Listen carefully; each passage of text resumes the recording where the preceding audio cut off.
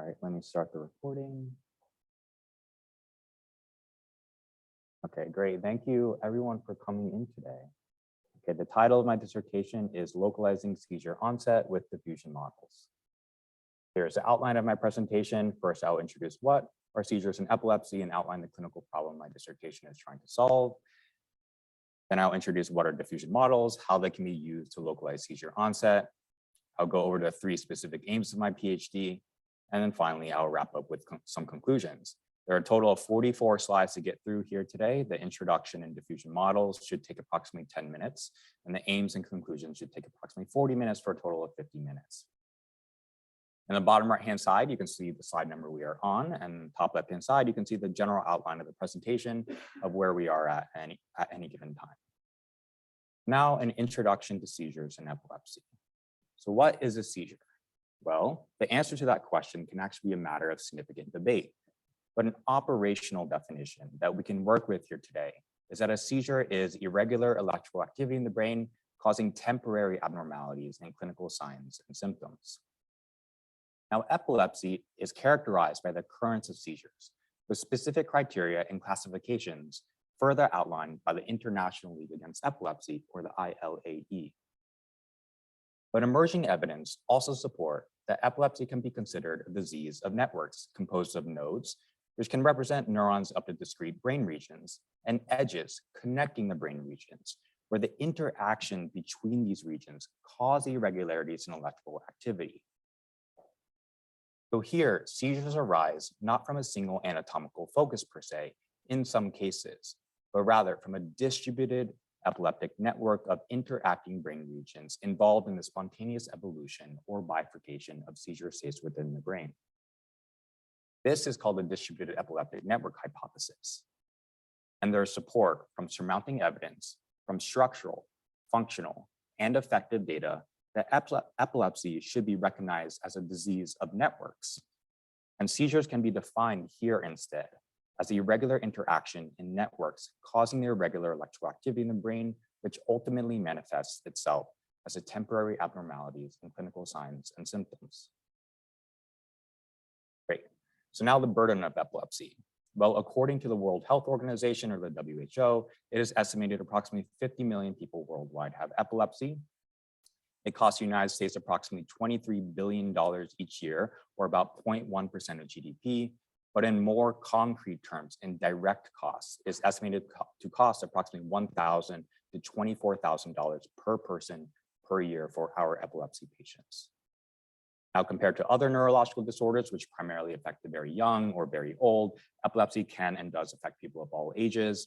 There's an 11-fold increase in cause of death from all-cause mortality, but not just from accidents while having seizures, but also from sudden unexplained death in epilepsy, or SUDEP. Now, the treatment modality of choice for epilepsy is through pharmacological intervention. And fortunately, for approximately 2/3 of epilepsy patients, they have great seizure control with anti-seizure medications. But unfortunately, for a large percentage of patients, or approximately 33%, they still continue to have seizures despite medications. They have drug-resistant epilepsy, or DRE, which is formally defined by the ILAE as failure of adequate trials of 2 tolerated, appropriately chosen, and administered anti-seizure medication schedules, whether in monotherapy or in combination, to achieve sustained seizure freedom from all types of seizures for 12 months or 3 times interseizure interval before treatment was started. Now, that is a complex and long definition, but the concrete language has aided investigators to translate findings across studies. And I only bring it up here because interchangeable terms like refractory epilepsy are slightly different. And when I mention refractory epilepsy in my dissertation, I mean DRE, but also patients refractory to other treatment modalities for which surgery is the best chance of seizure freedom. So when talking about surgery for drug-resistant epilepsy, of which most are focal, of which most localize to the temporal lobe, surgery is the best chance of seizure freedom. It is a grade 1A recommendation, meaning that there is strong evidence for the beneficial use of surgery to produce the greatest chance of seizure freedom. And a review of 173 studies has shown that surgery usually has a great outcome, which is great, with good seizure control or seizure-free status for at least 1 year, or annual class 1 outcome score for about 2/3 of patients. But unfortunately, for another 1/3 of epilepsy patients, again, they still continue to have seizures.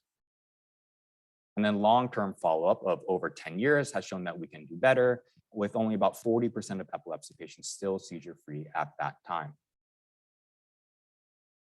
And that is where my dissertation comes in, into localizing seizure onset for sequential surgical resection, laser ablation, or neuromodulation. Now, patients go through a whole series of diagnostic testing to localize seizure onset. This includes phase 1 pre-surgical diagnostic testing, which incorporates scalp EEG, video monitoring, imaging, and a series of other diagnostic tests, but also phase 2, for some patients, phase 2 testing, which includes implantation of intracranial EEG, may be appropriate. And so shown here is the implantation of stereoelectroencephalography, or SEEG electrode, to localize seizure onset more precisely for surgery. But the problem with this implantation modality is that we have a sampling bias in that we cannot implant all regions of the brain. And thus where we think seizures are coming from may actually be coming from regions where we have no implantation. So how do we solve this problem? Well, that is where whole brain neuroimaging can come in, where we do get information and data non-invasively from the entire brain. So if we can understand through structural imaging, shown here, such as through diffusion imaging, how two brain regions are physically connected to each other, and then understand how this structure dictates function, specifically epileptic activity, between the two brain regions, we might be able to predict epileptic activity in places where we have no implantation. And there's a whole body of literature describing the so-called structure-function relationship in the brain, and work from our own lab has shown that the correlation between structural connectivity and functional connectivity increases at seizure onset. And all this means from this slide, the key takeaway is that seizure activity is related to the brain's underlying structure.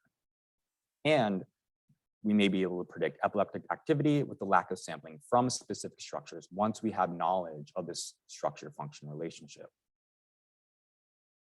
So we can use the principles of network neuroscience to predict function, specifically seizure activity, from the brain's underlying structure.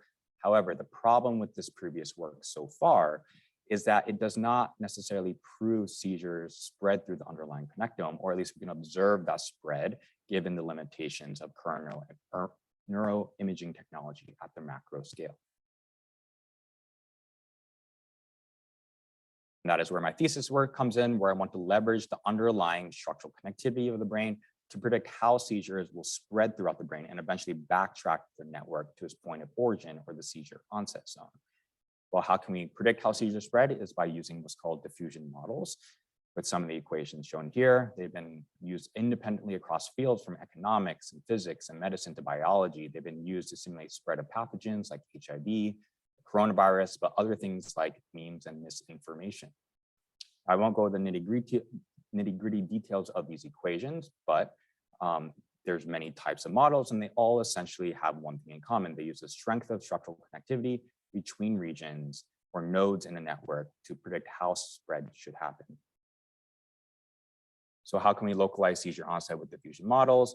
Well, it's actually quite simple. Let's say we have a brain network shown here with implantations in only a subset of regions.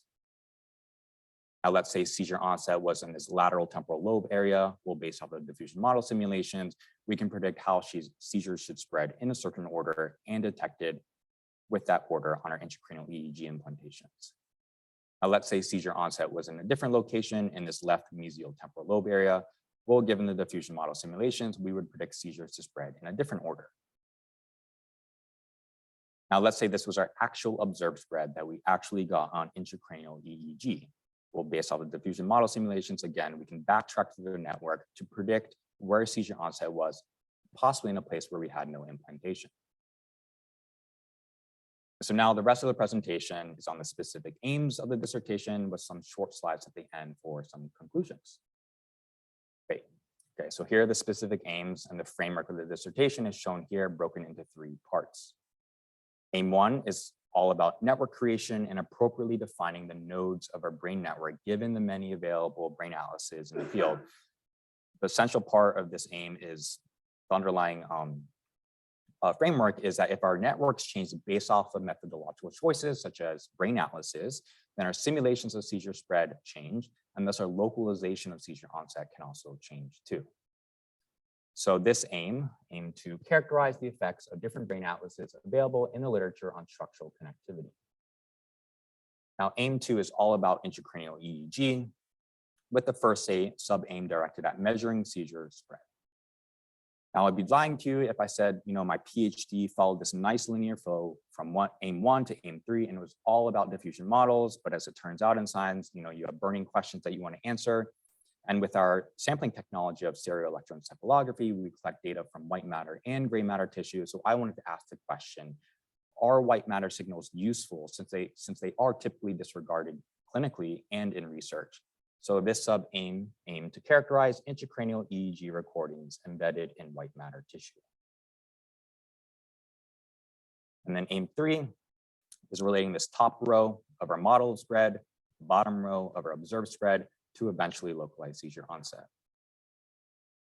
Great. Okay, the first aim, to characterize the effects of different brain atlases available on structural connectivity. So there are many available neuroimaging atlases in the literature. Shown here is one of the most commonly used atlases I've seen used to create structural connectivity, called the AAL atlas. Here are some 3D renderings of many atlases with many different features from which researchers can choose from. But the question I wanted to ask was, how does atlas choice affect network properties?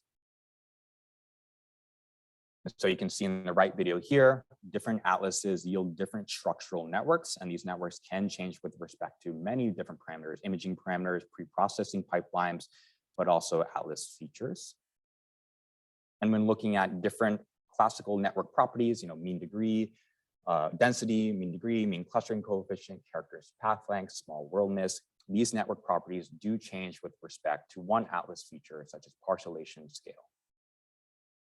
Okay, great. So what? Network properties change. But what I also wanted to know was not just how network properties change, but how does atlas choice affect our ability to investigate and probe certain relevant scientific questions, such as how does the structure-function relationship in the brain change at seizure onset, so that we can eventually use that knowledge to localize seizure onset. And so ultimately what I wanted to know was, how does atlas choice affect the observed, underlined here, the observed structure-function relationship in the brain, since the structure-function relationship in the brain is not necessarily inherently changing at any given point in time, but our observation of it does change. And thus we know that at seizure onset, the structure-function relationship in the brain increases across many different patients, as Priya Shah has shown. But adding a third dimension across atlases, we see the structure-function relationship increases at seizure onset for some atlases, not all atlases.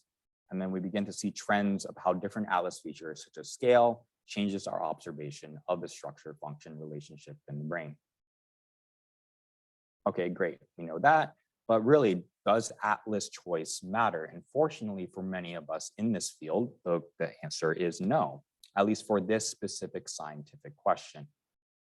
But when looking at the effect sizes for distinguishing the differences in structure-function relationship between pre-seizure and seizure states, we see large effect sizes of Cohen's d of above 0.8 for the majority of atlases, which is great news. But for some atlases at inappropriate parcellation scales, different labeling protocols, we see small effect sizes. And so to wrap up this aim, I wanted to create a general framework for atlas selection. I proposed a theoretical framework for choosing an atlas, but also proposed some practical questions and guidelines to consider before and after conducting a study. And this work was published in Neuroimage, which as Kate mentioned, I'll give a more complete talk of it in Glasgow, Scotland next week. Great, now that was aim 1, now on to aim 2, where we quantify seizure spread. So here I wanted to ask the question, how can we systematically measure seizure spread and validate these algorithms? But also, can we use simple univariate features? Can we get away with simple univariate features like line length, or should we deploy more complex algorithms like neural networks? Well, fortunately, the way we can measure seizure spread using machine learning algorithms is quite easy with a tweak to an experimental design I proposed. So what we do is we train our algorithms on annotations of definitely seizing areas here, and definitely not seizing areas or interictal data. And then once the algorithm can easily differentiate between these two states, we deploy them on periictal data. to quantify when the transition happens. So you can see here 16 different channels at the same gain with periictal tracings 1 to 20 seconds before the actual seizure markings. And to us visually, it's quite easy to distinguish between these two states. And fortunately for many of the algorithms also, including deep learning algorithms and single features such as absolute slope, line length, and broadband power, they can easily distinguish between interictal and ictal states quite well.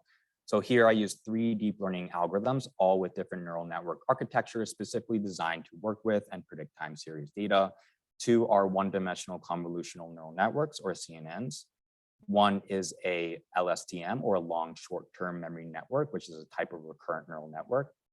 Now, WaveNet here, one of the 1D CNNs, is a special type of CNN with a causal and dilated network architecture, proposed by Google, which has shown great performance for predicting and working with audio recordings, which are in some ways similar to EEG recordings, better than vanilla one-dimensional convolutional neural networks with basic architectures.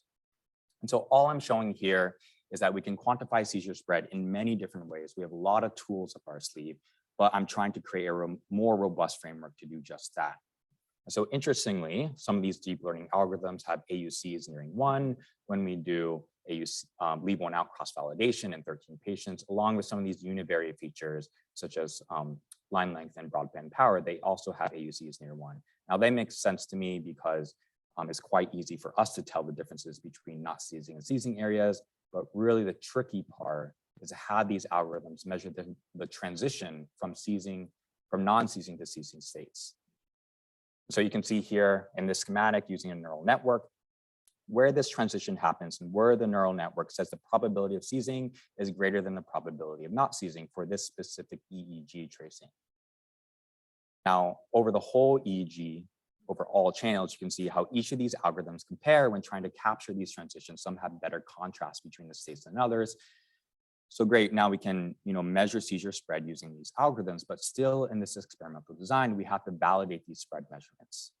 And one way we can validate these measurements is by seeing which contact sees first, and does that overlap with the clinical annotations or the interpretation from our physicians. And so here I take the clinician seizure onset contacts, calculate the rank of those contacts for the algorithm, and then take the average or median technically of that. So for example, a clinician would mark LA1, LA2 contacts as seizing first.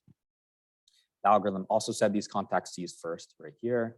And so the average ranking or median of that is 1.5. And then to normalize between the total implanted contacts across patients, I divide by the total number of contacts to get a median rank percent on the y-axis right here.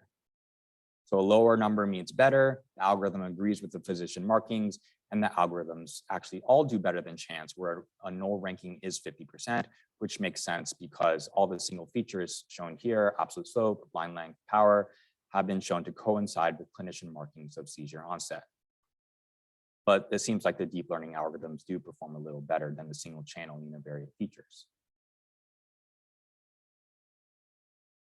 Now, another way we can quantify spread is by looking at past seizure onset. We want to look at the actual spread pattern past the seizure onset zone. And the way we can do that is through 3 different ways. We can quantify spread through its extent, or how much of the brain is involved or active, the timing or when spread happens, and the location of the brain of where spread happens. And then finally, to validate these algorithms, particularly WaveNet, which seems to have the best median rank percent, we can compare good and poor outcome patients with some of the differences we may already know about these 2 cohorts of patients in their spread patterns. So for this slide, I will focus on extent. Now, pattern by extent can be quantified in 2 ways. The first is the percentage of channels involved, or the percentage of implanted regions involved in the seizure. So here you can see for a single patient with 14 different seizures, how WaveNet captures the extent of involvement by both channels and regions. On the x-axis is time. The y-axis shows either the percent of channels or the percent of implanted regions active at any given time. Darker colors represent seizures captured earlier in the EMU stay. Lighter colors represent seizures captured later in the EMU stay. So you can see here, earlier seizures have a faster velocity of spread relative to their unequivocal onset than these later seizures, evolving more slowly and lasting a little bit longer. Now, when comparing good and poor outcome patients and their extent of spread, you do have to consider different implantation schemes. So here I show that the poor outcome patients have more contacts implanted than good outcome patients in the purple. And then a trending but not statistically significant more number of brain regions implanted, which makes sense for poor outcome patients because we are already a little unsure of some of these patients' seizure onset, so we may need to implant more contacts for these patients.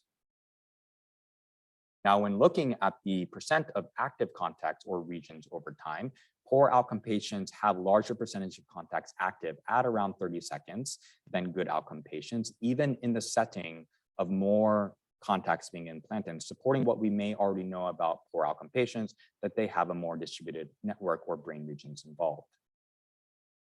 And then we can see the effect sizes over time in differentiating the differences between good and poor outcome patients. Okay, another way we can quantify spread is through the timing, such as spread from one temporal lobe region to its contralateral temporal lobe. And specifically, looking at past work has shown that faster spread of seizure activity from one temporal lobe region to its contralateral side, or spread within 10 seconds, usually corresponds to a poorer outcome. And so here, using these fully automatic algorithms, specifically WaveNet, we can see that spread from one temporal lobe region to the other temporal lobe within 5 seconds has a 94% specificity in differentiating good and poor outcome patients with moderate specificity up to around 30 seconds. And all this means is that if spread happens within 5 seconds, that may indicate a poor outcome, but the lack of spread within 5 seconds does not necessarily imply that they will be a good outcome.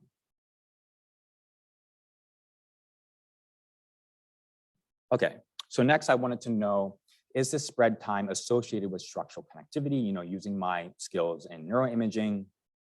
And here I use a generalized linear model, and I showed that the structural connectivity between each temporal lobes is associated with the spread time between those temporal lobes.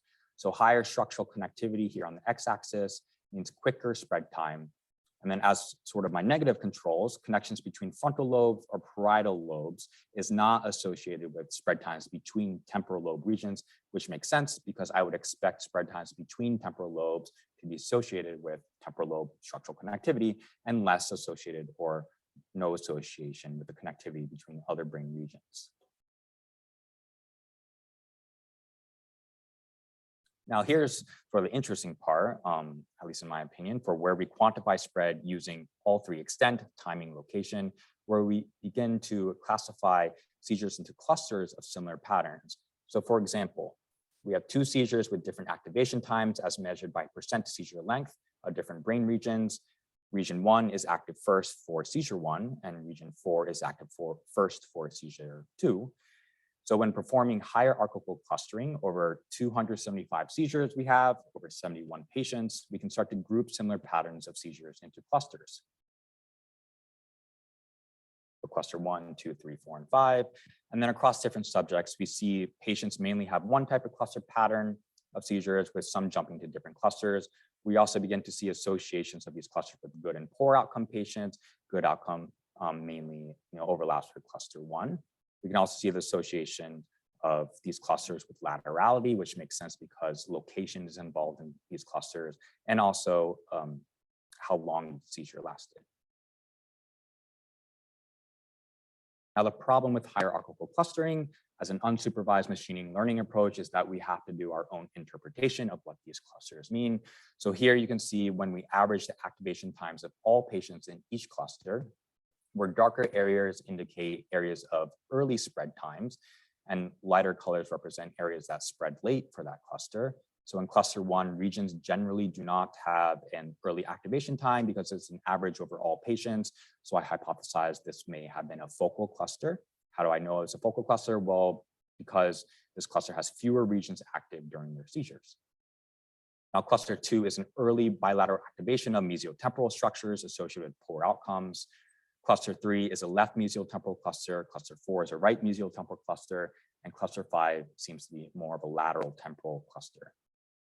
And so these clusters generally align with clinical annotations of left versus right, bilateral early activation, good and poor outcomes, and the scatter plots I showed in the previous slide. But the important part here is that we can do this systematically through seizure spread algorithms and start clustering these patterns together.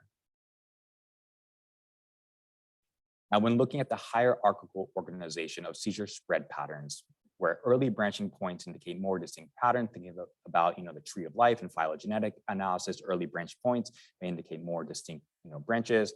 We can see that the left mesial pattern with spread may be a more distinct pattern of spread.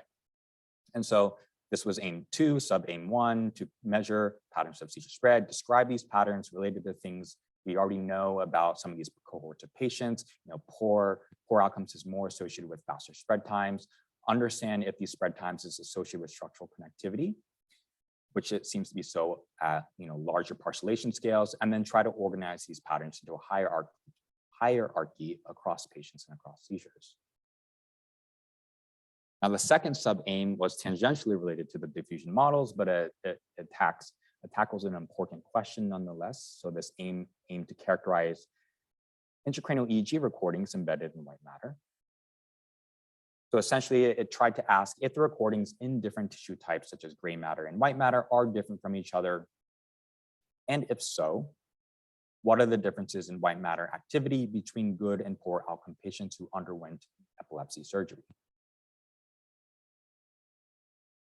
So to answer the first part, we show that white matter signals have lower power than gray matter signals during all periictal time points, shown in blue here.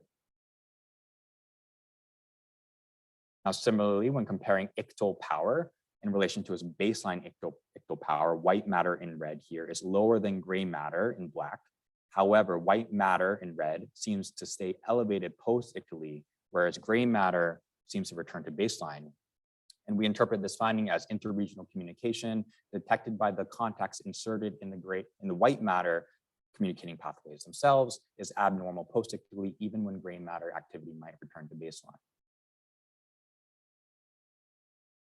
So we show, when looking at also other differences, we show that when looking at functional connectivity defined by high gamma cross correlation, we looked at other functional connectivity metrics and other bands showing similar findings. White matter signals, showing this histogram of all the functional connectivity measurements and separating them out into tissue.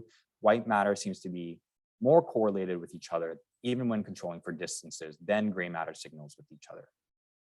Now, one could think that this higher correlation between white matter could be due to lower amplitude or lower power of signals, meaning they're more correlated in their noise. But when working through some of this data shown here and really just summarized here on the right side, we show that while correlations across the brain, across all tissues and all channels increase during seizures, these correlations increase more dramatically in white matter tissue. Again, providing evidence that white matter context may indicate the magnitude of extent of a distributed interregional communication between regions during seizures. So again, I wanted to leverage my skills in neuroimaging, and I wanted to ask, are the increases in correlations between white matter contacts during seizures associated with the structural pathways connecting these brain regions for these contacts? So here, using bootstrap resampling methods, we see that the increase in correlations between white matter in blue here is not related to their structural connections, but they are related to which gray matter contacts they are connected to. And so the increase in structure function correlation is actually strongest, the increase during seizures is strongest between gray matter to white matter connections. And so we believe this supports the hypothesis, and I named here the wiretap hypothesis, that white matter contacts inserted into the white matter pathways themselves are listening in on the activity from their connected gray matter counterparts, with an analogy here represented in this drawing where the phone wires between buildings are these white matter pathways, and the contacts are listening into the interregional communication between these buildings. Okay, so finally, to wrap up this paper or this aim, I wanted to ask, what are the differences between white matter correlations during seizures between good and poor outcome epilepsy patients? And what we found was that the increases in white matter activity are actually driven mainly by the poor outcome epilepsy patients. We also see that from the eventual ablation and resection site, that white matter contacts across the brain, showing distance on the x-axis, is elevated even on the contralateral hemisphere. So here we believe that this supports the distributed epileptic network hypothesis I mentioned at the very beginning of the presentation, where in some patients, these differences may arise due to the interaction of a distributed epileptic network of interconnected brain regions. So as you can see here, this was a pretty complicated study I attempted midway through my PhD with many dimensions to it. And so the key takeaway here that at least I learned from, and I hope you all take away from here, is that white matter signals pick up signals from other gray matter regions. A poor prognosis is associated with a distributed epileptic network, which are supported by more regions active from the seizure spread work. And then we also see larger increases in white matter functional connectivity across the brain, which means poor prognosis can also be potentially predicted through white matter contacts and ultimately help answer the question I first sought to answer was, are white matter signals useful? So finally, the third aim. So I'm a little bit ahead of schedule because I'm talking pretty fast because I'm a little nervous, but here are all the parts from the first two aims. Now the third aim tries to tie everything together. It tackles the question, can we combine the models of seizure spread from structural connectivity generated in aim 1 of the top row with the quantitative measurement of seizure spread generated in aim 2 of the bottom row to localize seizure onset? So here in the remaining slides, I will focus on aim 3, and I'll present a salient example patient to show how these diffusion models can be used to localize seizure onset. So here we have a 38-year-old female with non-lesional focal epilepsy since she was 14 years old. She has tried multiple anti-epileptic medications without seizure control. She is now status post-left mesial temporal laser ablation. She had breakthrough focal impaired aware seizures 1 month after surgery. However, she has been seizure-free now actually at 2 years. She is driving, working, and living an independent life. We discussed the fact, and this is her physician writing this patient note, that if seizures were to ever return, we could consider additional laser of the residual tissue.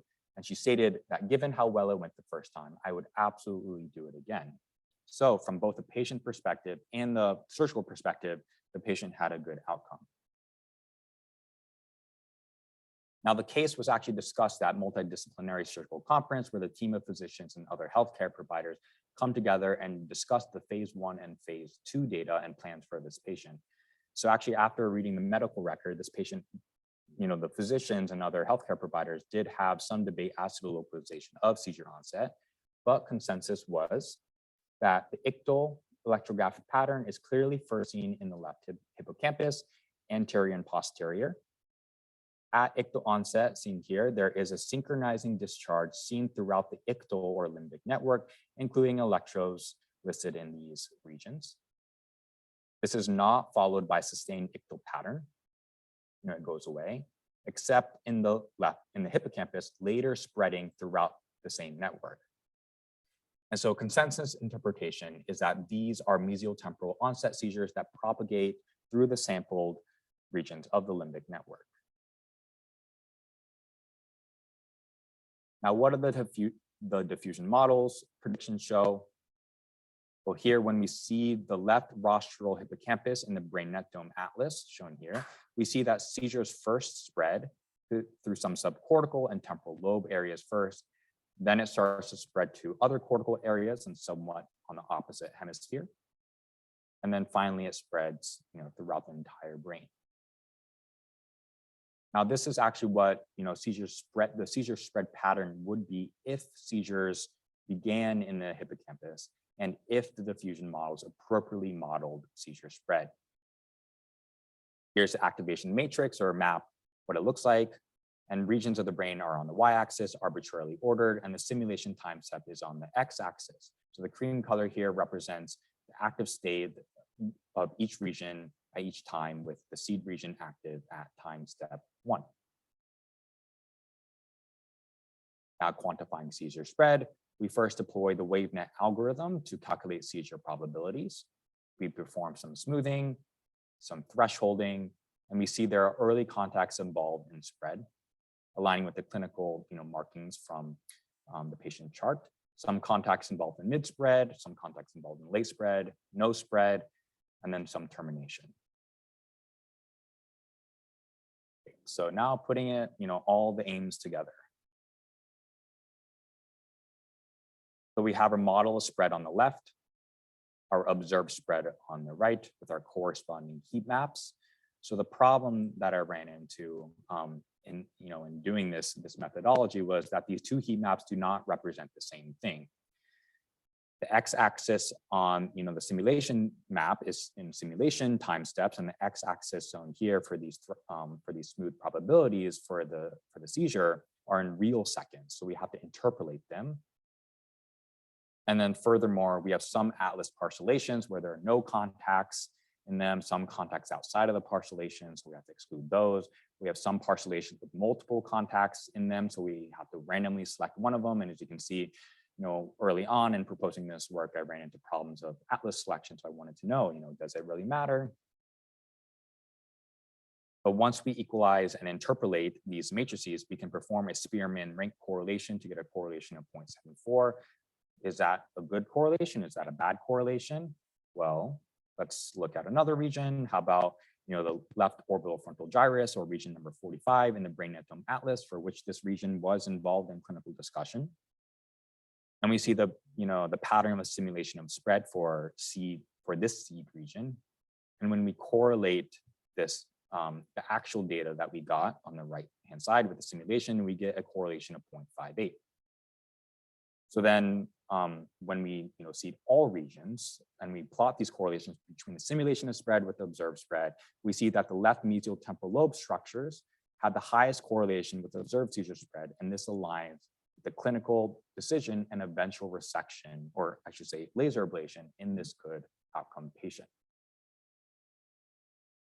However, like I mentioned before, different brain atlases do give slightly different results. So I'll teach you how to read this graph. The top row portion will show the model prediction for a single atlas, or the Brain.Netome Atlas for this one. Red areas indicate seed regions where the diffusion model simulation, spread from that region as if seizures actually begin there. They highly correlate with our observed spread measurements, and blue areas indicate low correlations with observed spread measurements. And the bottom row will show averages across multiple atlases in the video I'm about to show you. But first, showing the AAL atlas for comparison, we see small differences. So predictions can change with different atlases. And so we may need to tread carefully when we rely on one atlas to recommend cutting out some part of someone's brain. So which is why I felt like this atlas work was important. But when I showed this video, we take a consensus approach, which is sort of one way we can get around this atlas problem, taking averages over multiple atlases. We begin to see the consensus of seizure onset and how this overlaps with the surgical ablation of a good outcome epilepsy patient. And then finally, putting it together for 4 additional patients, we can see how these diffusion models work for multiple epilepsy types. For temporal lobe epilepsy, for neocortical, good and poor outcome patients. We can see how the predictions overlap or don't overlap with surgical resection or ablations. Now, this work is still ongoing, but how can we perform, formally to test whether these diffusion models work and actually appropriately model seizure spread and are useful for us clinically, is to test the hypothesis that in good outcome patients, there should be good overlap between the model predictions and the actual surgery. And then in poor outcome patients, there should be poor overlap.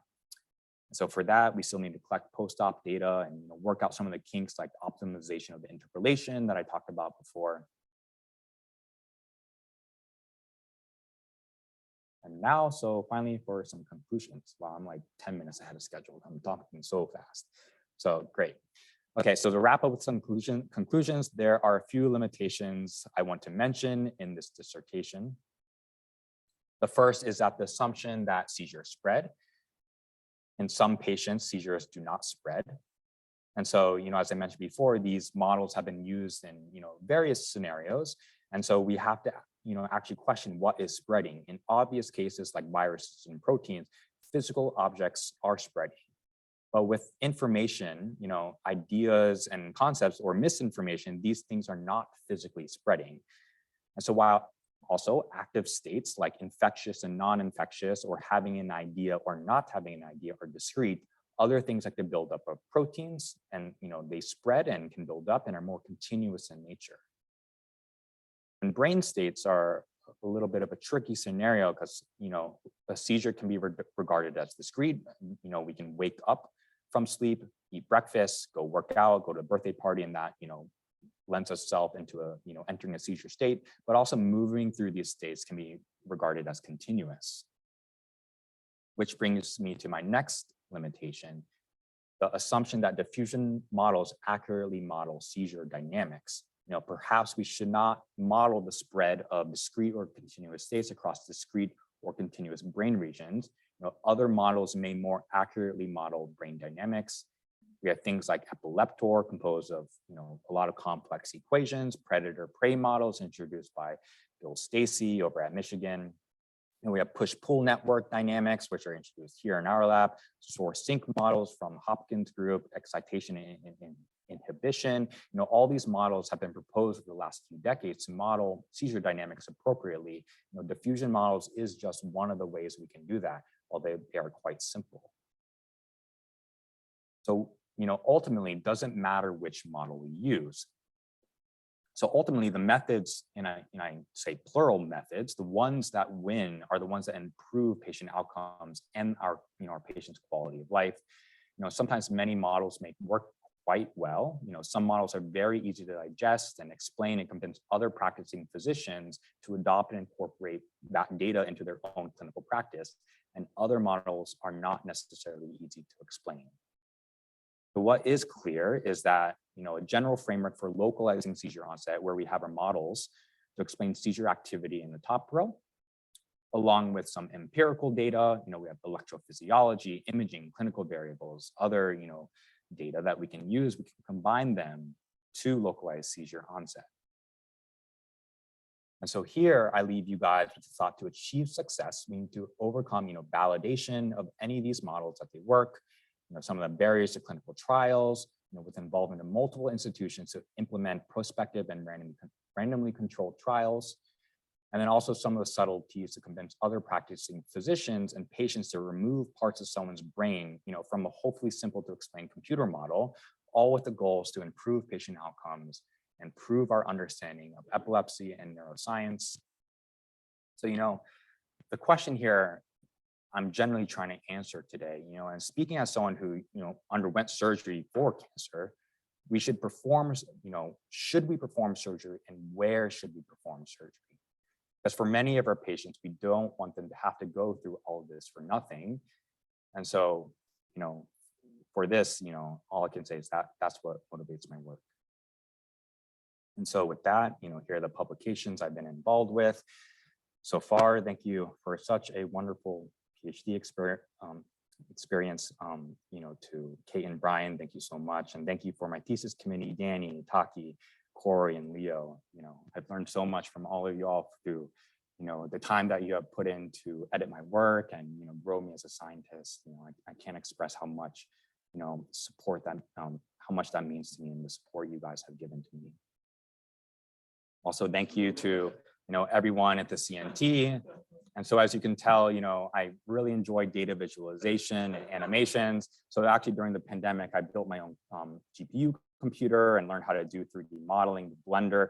So, I worked closely with brain data. I printed out my own, brain here because I have a couple of MRIs that I can, work with. So actually shown here is a glass brain I modeled, and it's actually my brain. I had fun modeling this, straw here, this pina colada. This was my first time working with fluid simulations. The camera work needs a little bit more work, but that's what. And then also I made a video abstract on the white matter paper that I discussed about.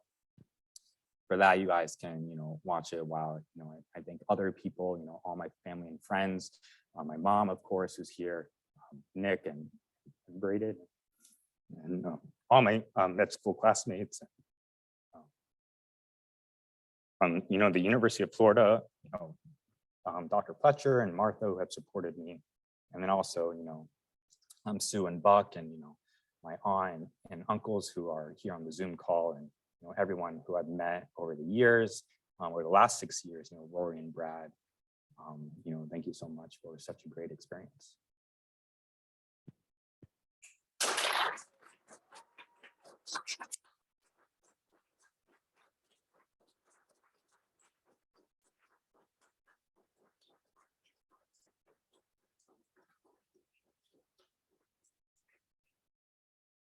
Right, so if there are any questions, I have every single figure that I've made. In case I need to refer to them, there's over 200, slides in this deck.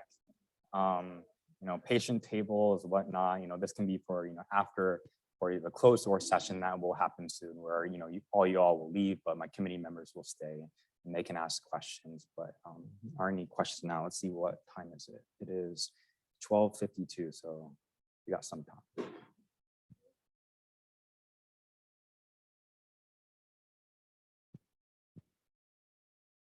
Yes, Josh. So the way that you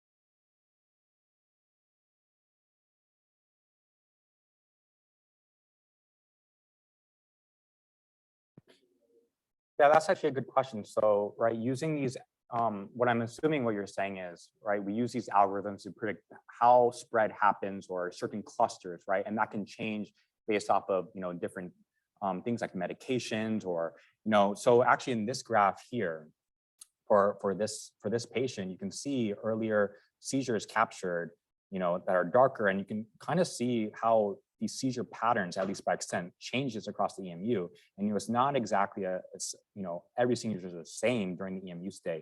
We induce sleep deprivation. We give them different medications at times, or give them alcohol to induce seizures. So we can start to begin to think about how can we quantify spread patterns or seizure spread patterns using these algorithms and employ them to all different types of interesting questions.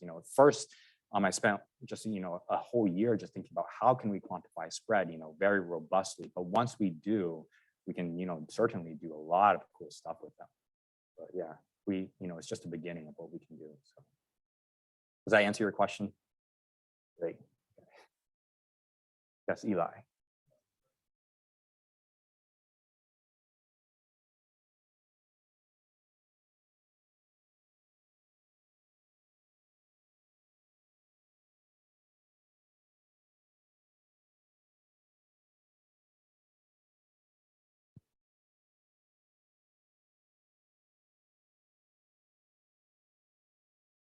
So that's actually a really interesting question too. So you can see here, I broke up at least 5 different patients. I thought that were interesting. So for, let's say, subject number 5, they tend to stay in one of these clusters. But for subject number 3, right here in this red, they seem to predominantly fall in maybe this focal cluster, but you have 1 or 2 seizures that go into this cluster too, which is the early bilateral activation. And this is associated with poor outcomes. And this patient did have a poor outcome. So to answer your question, yeah, a lot of patients do seem to stay in one cluster, but some, go to other different clusters and it may be associated with poor outcomes. Yes, Evan. Thank you.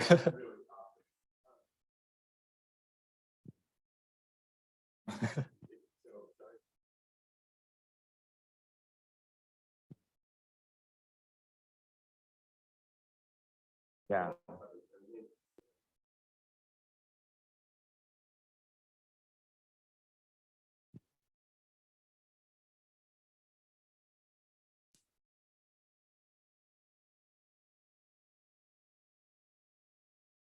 Yeah.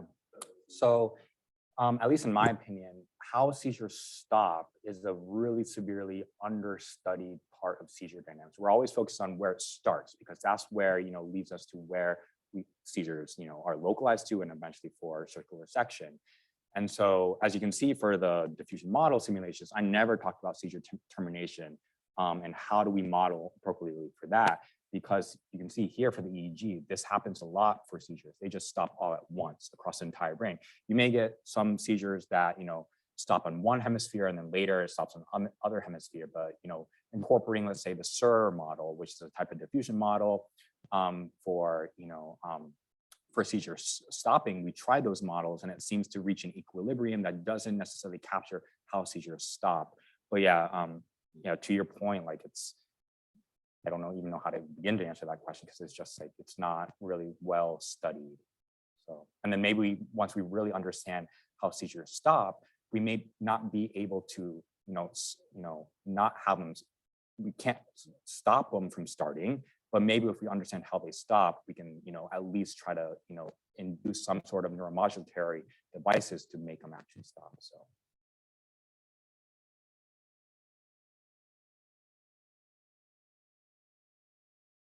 No comments on the slides other than from Daniel. Congratulations, Daniel. Great, thank you, Daniel. Oh, you can't even see that.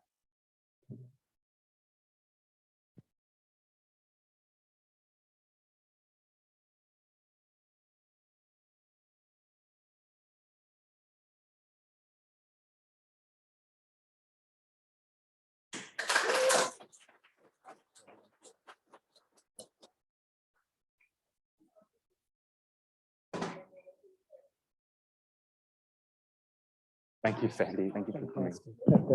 Thank you so much. So good. So much stuff. Thank you. When you look at it all together like this, then you realize. Yeah. Excellent. Thank you so much. Thank you. Thanks. Thanks.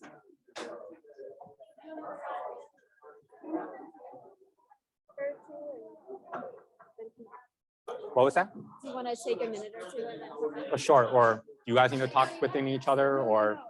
Sometimes right after you're done, like maybe you want to Oh, I mean, I can just sit down. Yeah. You're okay? Yeah, I'm okay.